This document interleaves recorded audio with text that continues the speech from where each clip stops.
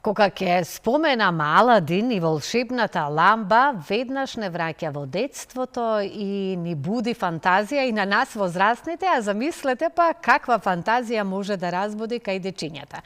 За тоа ќе зборуваме во продолжение. Сега веднаш ќе ја видите мојата драга колешка Ирена, која што токму на оваа тема која што јас ја најавив во продолжение ќе слушнеме нешто повеќе за детскиот мюзикл што ќе се случува. Иренче, добро утро и повели. Добро утро, Слободанка, поздрав до тебе и до сите гледачи на нашата утринска програма Добро утро секој утро на телевизија Алфа. Многу убав вовет даде на разговорот што следува во продолжение, посветен на мюзиклот за деца и млади Аладин и волшебната ламба, кој што ќе се одржи оваа недела 28 декември со почеток во 19 часот и 30 минути на сцената на Македонската опера и балет. Во продолжение разговарам со Наташа Лалчевска, основач и уметнички директор на студиото за детски и младински мюзикли Македонски Бродвеј Джуниор. Преце, добро утро и благодарам што сте во овие рани утрински часови пред камерата на телевизија Алфа. Добро утро, задоволство ми е навистина што ме поканивте. Поздрав до сите ваши гледачи. Полека еве ги одбројуваме деновите до Аладин и волшебната ламба, еден прекрасен настан кој што ќе им овозможи на децата да нурнат во светот на фантазијата, на приказните, на креативноста, настан на кој што на сцената ќе блеснат млади, талентирани танчери, актери, пејачи. Да ни кажете нешто за мюзиклот. Мюзиклот Аладин и волшебната лампа е седми мюзикл кој го продуцира нашето студио. Така да овие млади деца сепак се и доста искусни, некои од нив се од самите почетоци во студиото и навистина станува збор за многу талентирани, многу ангажирани деца кои даваат се од себе да ова вака изгледа многу волшебно на сцена. Ќе биде мюзикл кој ќе биде многу шарен во костими, со преубава музика. Тоа се сите оние познати песни кои децата веќе ги гледале, ако го гледале анимираниот филм Аладин, препеани на македонски јазик. Уште нешто само се извинувам да додадам дека ќе имаме две представи во недела. Првата представа започнува во 17:30, втората во 19:30 часот. Што е одлично за оние што се помали дечиња, може да искористат дневната представа и оние повозрастните.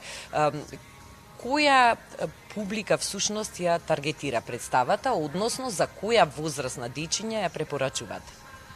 Представата е интересна за секоја возраст. Немаме таргет група затоа што во неа уживаат и најмладите и оние повозрастните. Дечињата кои настапуваат се од 8 до 18 години. Тоа се деца кои што се членови на студиото Бродвеј Джуниор и оваа представа ја подготвуваме веќе од јануари оваа година. Премиерата беше во јуни во МКЦ во склопот на фестивалот за мюзикли кој веќе втора година се одржува тука кај нас. И сега еве конечно дочекавме со голема радост да настапуваме на една од најубавите сцени во кај нас, најголемите во опера и балет, така да се сите возбудени и со нетрпение очекуваат она што го вежбале веќе една година да го покажат на оваа сцена. Кажавте дека ова е седмиот мюзикл на вашето студио. Како всушност започна приказната на македонскиот Бродвеј Джуниор?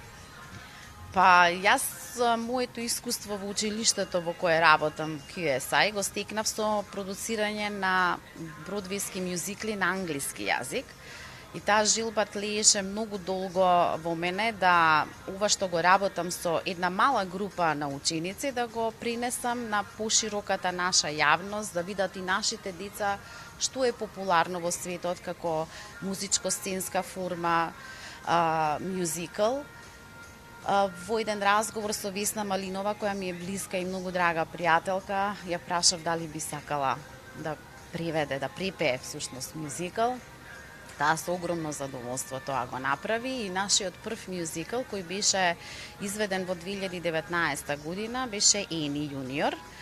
Така да тоа беше почетокот. Имаше огромен успех. фидбекот беше едноставно ни кажуваше дека треба да продолжиме понатаму. Вториот мюзикл беше Убавицата и ѕверот. За жал, тогаш не фати она време на пандемија, па беше изведен само на отворено во градскиот парк. Потоа следеа Урево кршачот, Малата сирена, Матилда, Аладин. Еве сега повторно се подготвува нешто ново од нова година, меѓутоа сега сме фокусирани на најновиот и би сакала да го заокружиме оваа година со еден убав настап.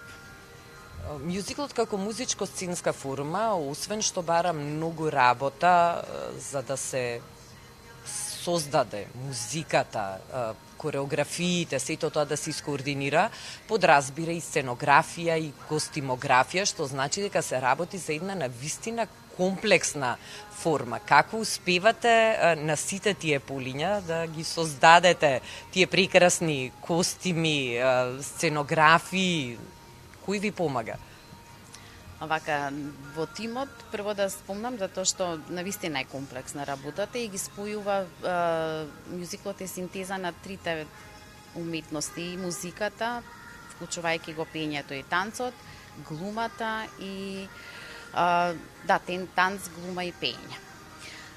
Така да со мене работат Радо Алексовски, актер, кој работи на актерската игра и на режијата на мюзиклот, и млади две кореографки кои работат со мене, тоа се Калина Александар и Јована Спирковска, кои беа членови на студиото, меѓутоа како веќе навршија 18 години, сега превзема улога на кореографи, значи веќе кај нив се вроди љубовта за време на учествувањето во други мюзикли да направат и нешто повеќе. И тие ги имаат направено кореографиите за Аладин и уште една млада кореографка Тара Джеладин. Сега, навистина, кога ќе каже некој дека она што го работите со љубов, едноставно го работите со голема леснотија. Костимите, се случувало и јас да шијам костими, нарачуваме, нешто што е многу потешко, нормално го носиме на Шнајдер и така натаму. Сценографијата оваа година ни помогна да ја направат Ана Митевска и Ана Георгиевска. Така да имаме луѓе кои се навистина влюбеници во оваа уметност, кои некако сами ви доаѓаат на патот кој го одите, се појавуваат и помагаат. Така да е поголем тимот, овој што не се гледа на сцена. Голема поддршка имаат децата, меѓутоа се со многу љубов и со еден голем ентузијазам направено. Секако најголема награда е конечниот резултат и кога се ќе се постави на сцена, во случајов на големата сцена на Македонската опера и балет, и кога ќе се види уживањето кај присутната публика и ефектот што таа работа како круна, кога ќе се одржи самиот мюзикл, нели е едно заокружување на успешна и активна година.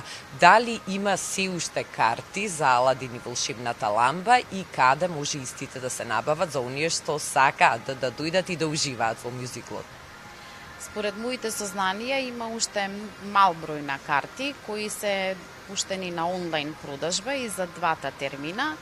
Така да сите оние што сакаат да ја видат оваа магија на сцена, би им препорачала што побрзо да си набават карти, бидејќи има уште навистина многу мал број на билети. Јас ви посакувам успешна реализација и успешно заокружување на оваа 2025 година со мюзиклот Аладин и волшебната ламба. На македонското Бродвеј Джуниор студио му посакувам успешна 2026 година и да бидеме сведоци да се нарадуваме на уште многу вакви успешни остварувања и музикли поставени на сцената. Ви благодарам многу за поддршката, за тоа што следите нашата работа и ви ветуваме дека до година ќе ве израдуваме со нешто ново. Одлично, а ете, вас ве подсетуваме, ве покануваме и ви даваме одлична идеја во недела со вашите деца, внуци, оние кои што ги сакате да ги однесете на мюзиклот Аладин и волшебната лампа, 17 часот и 19:30, втората изведба, македонска опера и балет. Побрзајте додека се уште има билети за убаво предновогодишно уживање.